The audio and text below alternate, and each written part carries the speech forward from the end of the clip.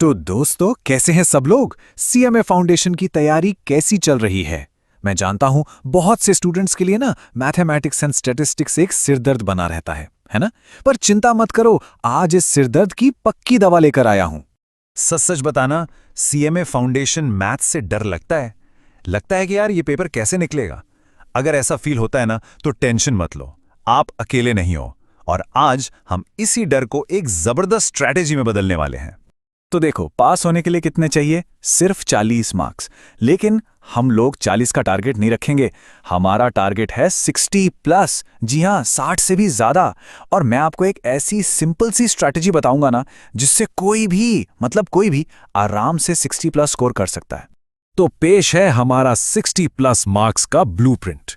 देखिए, यहां पर हम हार्डवर्क से ज्यादा स्मार्ट वर्क पर फोकस करेंगे, मतलब मिनिमम एफर्ट्स और मैक्सिमम मार्क्स। हम सिर्फ उन चैप्टर्स को चुनेंगे जो कम मेहनत में हमें सबसे ज्यादा नंबर दिलाकर जाएंगे। स्ट्रैटेजी बहुत सीधी है।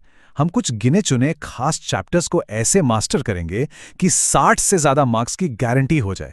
सोचो, एक बार 60 मार्क्स जेब में आ गए ना, तो फिर जो मुश्किल वाले चैप्टर्स हैं उनका प्रेशर एकदम खत्म। चलो अब सीधे मुद्दे पर आते हैं। कौन से हैं वो हाई स्कोरिंग चैप्टर्स जो हमारी 60+ स्ट्रैटेजी की जान है? शुरुआत करेंगे स्टैटिस्टिक्स के सबसे हैवी वेट टॉपिक से। ये देखो जरा, स्टैटिस्टिक्स की ये पावर जोड़ी। सिर्फ 2 चैप्टर, सेंट्रल टेंडेंसी और उसका बड़ा भाई डिस्पर्जन, ये दोनों मिलकर ही आपको पता है कितने मार्क्स दे सकते हैं? लगभग 30 मार्क्स। सेंट्रल टेंडेंसी से कम 12 से 16 मार्क्स और डिस्पर्जन से 14 से 18 मार्क्स। और हाँ, ये तो मैं मिनिमम बता रहा हूं, पिछले पेपर्स उठाकर देख लो, इतना तो आता ही आता है। अब बात करते हैं क्वाड्रेटिक इक्वेशंस की। सच बताऊं तो ये चैप्टर अपने आप में एक जोक ऑफ द डे है। नाम सुनकर डर लगता है, पर इसमें डरने जैसा लिटरली कुछ भी नहीं है। इसको सॉल्व करने का तरीका तो और भी मजेदार है। कुछ नहीं करना, कोई लंबे चौड़े फॉर्मूले नहीं लगाने, बस ऑप्शंस में से वैल्यू उठाओ, इक्वेशन में डालो और चेक करो। जिस वैल्यू से इक्वेशन सेटिस्फाई हो गई, बस वही आपका आंसर है। हो गया। फ्री के 4 मार्क्स हैं ये, बिल्कुल फ्री के। अच्छा, मैथ्स के कुछ और आसान चैप्टर्स देखें। ये 3 चैप्टर देखो, ratio and proportion, simple and compound interest और एपी एंड जीपी। ये तीनों का जो ग्रुप है ना, ये आपको दिलाएगा पूरे 18 से 20 मार्क्स। और बेस्ट पार्ट क्या है, ये सारे के सारे ऑलमोस्ट पूरे के पूरे कैलकुलेटर पर ही सॉल्व हो जाते हैं, तो मार्क्स लाना तो बहुत ही आसान है। अरे पिक्चर अभी बाकी है मेरे दोस्त, और भी गारंटीड मार्क्स हैं।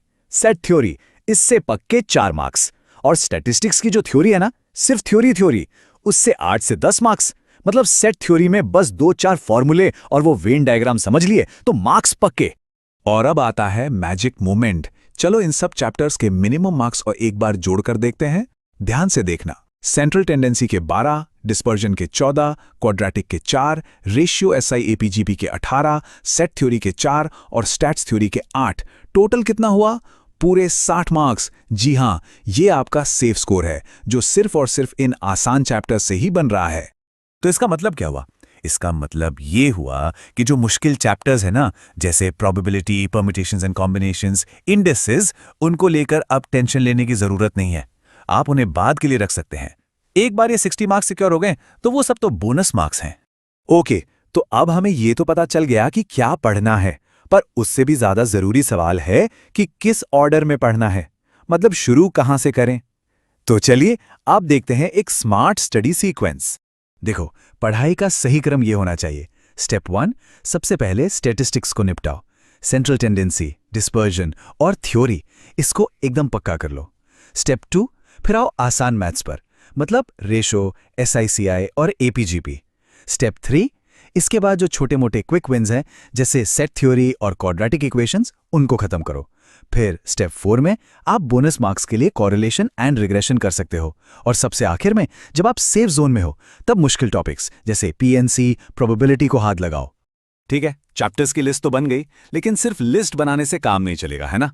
इन चैप्टर्स को मास्टर करने के लिए प्रैक्टिस भी तो करनी पड़ेगी। तो सवाल यह है कि प्रैक्टिस कैसे करें और कहां से करें? देखो, यहां पर 10 अलग अलग किताबें करने की कोई जरूरत नहीं है, बिल्कुल नहीं। सिर्फ 3 चीजों पर फोकस करो। पहला, आपके मॉड्यूल के सारे एमसीक्यूज। दूसरा, इंस्टीट्यूट के जो मॉक टेस्ट पेपर्स हैं यानी एमटीपीज।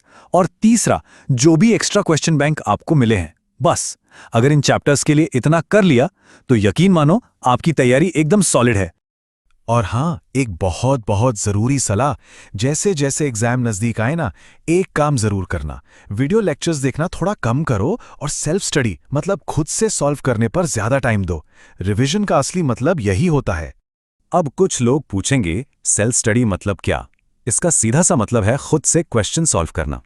देखो, आपने एक बार कॉन्सेप्ट का वीडियो देख लिया, समझ लिया, दैट्स इट, काम खत्म। अब आपका काम है उस कॉन्सेप्ट को सवालों पर अप्लाई करना। बार बार वही वीडियो देखने से ना तो स्पीड बढ़ेगी ना ही कॉन्फिडेंस आएगा।